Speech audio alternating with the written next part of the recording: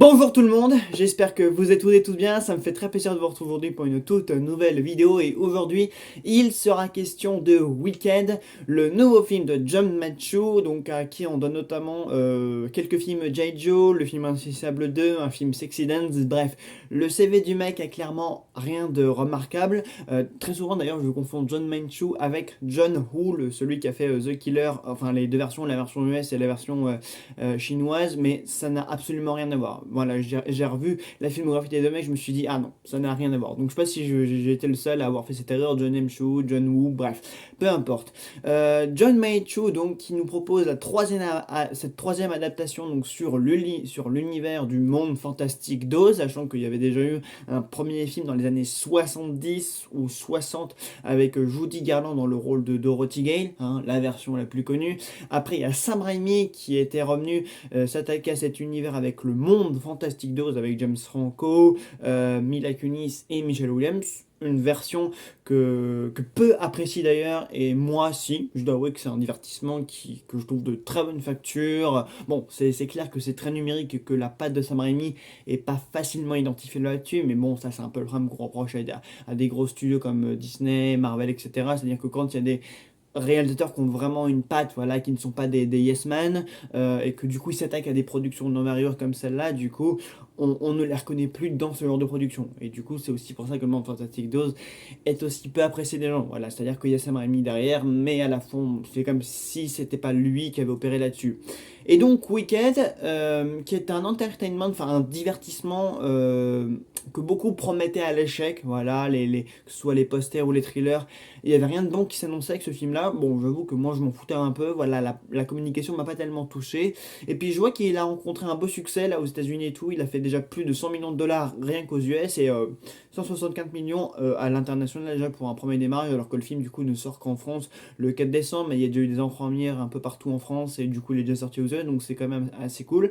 Et donc du coup j'y suis allé par curiosité et je dois quand même avouer que c'était cool. Vraiment, c'est un divertissement que je trouve de très bonne facture. Bon, c'est sûr que c'est le genre de divertissement qui peut plaire vraiment à tout le monde. Voilà, qui parle à toutes les générations parce que c'est une comédie musicale déjà. C'est une comédie musicale adaptée donc de ce qui se joue sur les planches de Broadway à New York là, depuis 2003. Donc c'est quand même un truc qui fait sens aux États-Unis. Et je comprends pourquoi ça plaît. Enfin, je comprends du coup le phénomène qui est en train de se construire autour de ça. C'est-à-dire que c'est quand même, de toute façon, le monde Fantastic 2, c'est quand même un univers maintenant qui parle depuis un peu plus depuis 3 décennies maintenant. Donc c'est quand même un univers qu'on a assez bien apprivoisé, que ce soit la méchante sorcière de l'Ouest, Alba, la princesse Galinda, enfin. Voilà quoi, c'est quand même des personnages qu'on connaît maintenant, qu'on a appris à connaître sur plusieurs adaptations. Et je veux dire qu'aussi bien que sur la production design, que sur les chansons, que sur la mise en scène, que sur la photographie, et même sur l'interprétation des deux actrices, il y a quand même une certaine ambition, quoi. C'est pas une production modeste, c'est quand même une production d'envergure. Déjà, c'est en deux parties, là, parce que là, il y a la deuxième partie qui doit sortir l'année prochaine. Et je veux dire que c'est vachement prometteur, quoi. Les gens sont dedans. Enfin, je veux dire, quand il y a des moments, quand il y a des moments qui sont censés faire rire, enfin, des moments drôles, bah, les gens rigolent. Voilà, enfin, des moments pour faire rire, par exemple, le personnage de Galinda qui est une peste inconditionnelle, qui pète plus haut que ses deux fesses. Quand elle dit un truc ou quand elle agite ses cheveux, par exemple, bon, bah, les gens rigolent parce que du coup, ça les fait. Enfin, les gens sont vraiment pris dans l'histoire. Voilà, quand il y a une scène touchante, les gens sont impliqués aussi. Enfin, moi, ce que je fais pendant les séances, c'est que je me retourne un petit peu derrière moi quand il y a des scènes qui sont censées susciter des réactions pour voir si les gens, du coup, ils réagissent et si ils sont impliqués ou investis dans le film. Et là, en l'occurrence, bah, les gens, des fois, quand il y avait une action un peu enjouante, un peu où l'histoire prenait vraiment de l'ampleur, les gens ils applaudissaient, les gens rigolaient quand c'était drôle, quand ça faisait rire, les gens ils pleuraient quand c'était une scène touchante. Il y a notamment une scène touchante très bien amenée entre Galinda et Falba. Il y a une scène où elle est en costume de sorcière et elle commence à faire un show toute seule. Et Galinda, qui se prend soudainement d'empathie pour elle, en fait, la rejoint en fait sur la piste de danse et elles commencent toutes les deux à faire une sorte de show. Scène très très mignonne.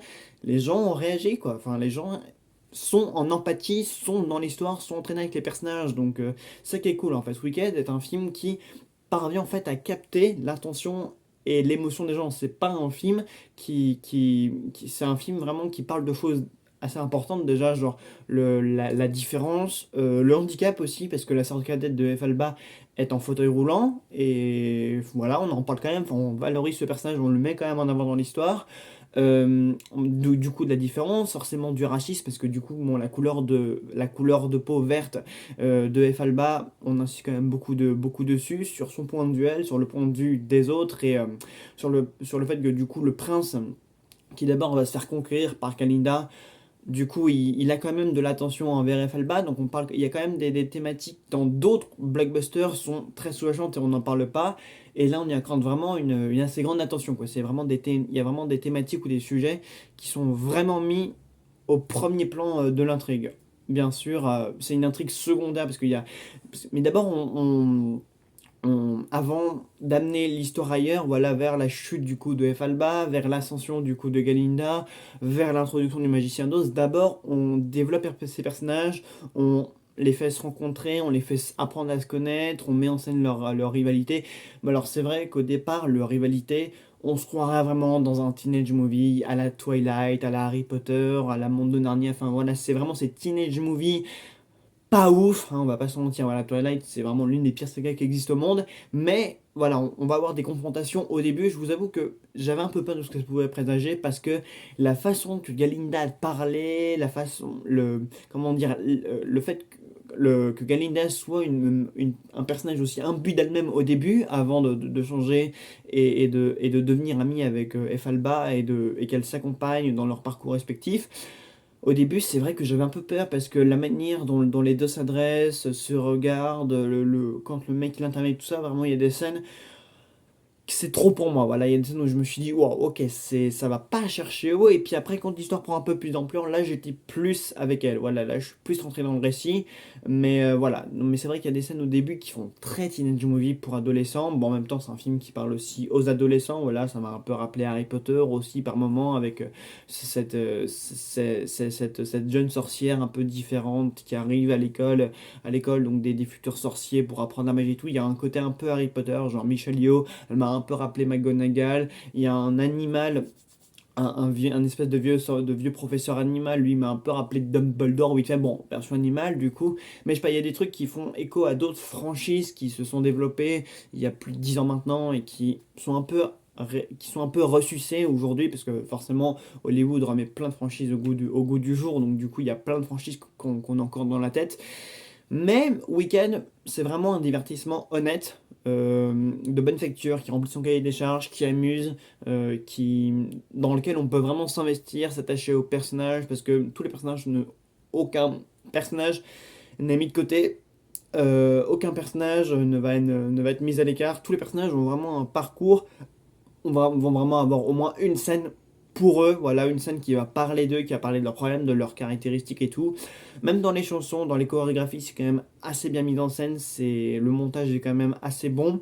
Même s'il y a quand même même si après on ressent des longueurs quand le récit prend une autre envergure, vers tout le moment où ils vont vers le château d'Émeraude.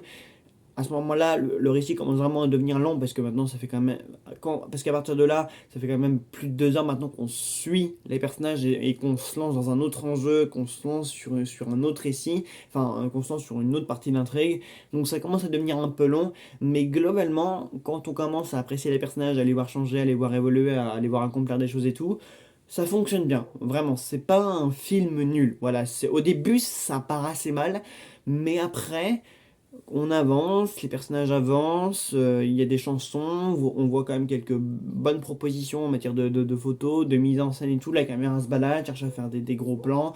On voit quand même qu'il y a de l'ambition derrière la caméra. On voit que l'équipe a cherché à faire quelque chose vraiment d'inspiré, de rechercher en mode mais la mélodie du bonheur, ou vraiment des grosses comédies musicales très références. Bon, après, ça pourra pas être de ce niveau parce que c'est pas une production qui raconte ça. Enfin, on n'est pas dans Mary Poppins, on n'est pas du tout sur ce genre d'histoire. On est plutôt sur quelque chose de magique, sur quelque chose de très très grand et de très pensé, sur un univers vraiment très large. Donc c'est sûr que voilà, mais il y a quand même des petites références ou des choses. On ressent quand même de l'influence, on ressent quand même une envie de faire un divertissement de taille, joli. Pas crade, avec des effets spéciaux aboutis, etc. Donc franchement, c'est un film qui fonctionne bien. Voilà, quand on arrive à la fin, on se dit, ouais, j'ai envie d'aller voir le deuxième. Moi, quand je suis arrivé à la fin, j'ai pas eu envie de me dire, non, jamais j'irai voir le deuxième. Bah, moi, quand je sortais de la chaise, je me suis dit, ouais, j'irai voir le second. Franchement, bon, après, moi, en général, je vais tout voir parce que je peux me le permettre. Mais il y a des films où, par exemple, Venom, non. Enfin, si on me dit, je suis en Venom 4, non, je n'irai pas voir ça, quoi. Pareil, Joker 2. Enfin, si on me disait, si on me disait qu'un Joker 3 allait venir, ce qui n'est pas le cas parce que Joker 2 a été un four monumental. Mais voilà, quoi, il y a des films dont je n'ai pas envie de connaître la suite, voilà, parce que j'ai pas réussi à m'investir, parce que j'ai pas réussi à rentrer dedans. Mais là, pour le coup, j'ai vraiment réussi à. C'est un film qui a réussi à m'atteindre, qui a réussi à m'intéresser, qui a réussi à m'embarquer dans son histoire.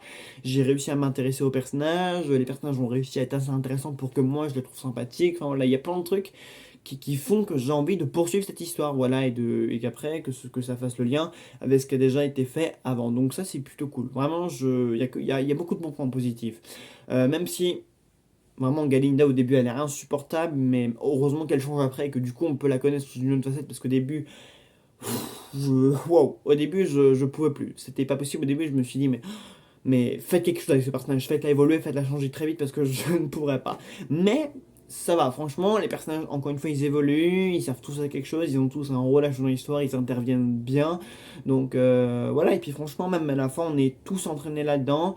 Il y a des longueurs, encore une fois, vers la fin, mais ça va, on arrive quand même à rester jusqu'au bout du truc, et voilà. Et ce qui m'a fait plaisir, c'est qu'à la fin, tout le monde applaudit. Donc ça, c'est plutôt une bonne chose. Tout le monde a applaudi, les gens étaient enjoués par ce qui venait de se passer. Donc en vrai, Wicked, ça crée un truc plutôt sympathique. Le phénomène qui est en train de se faire autour de ce film est vraiment le bienvenu. Enfin voilà, en plus ça va être les fêtes de fin d'année, Noël, le Nouvel An, donc c'est le genre de film qui va être le bienvenu en salle. Voilà, que les gens ils vont aller voir et devant lequel ils vont passer un bon moment. C'est un film qui va ramener les gens en salle. Et c'est toujours positif quand les films peuvent ramener les gens en salle. Voilà, ça c'est vraiment bien. Donc même si le mec derrière est pas ouf, là on sent quand même un film travaillé, inspiré, qui veut faire plaisir, qui veut remplir son cahier des charges. Enfin, voilà, on sent un film qui est plein de bonne volonté. Et ça, c'est vraiment chouette. Voilà, bah écoutez, j'espère que la vidéo vous aura plu. Voilà, allez voir Wicked, c'est un divertissement plutôt sympathique. Bon, certains diront que c'est mauvais, que ça chante trop, d'autres pas assez. Voilà, de toute façon, les gens trouveront toujours manière à critiquer. Ça, c'est bien connu. Moi, je vous retrouve très vite pour une nouvelle vidéo. Et à très vite.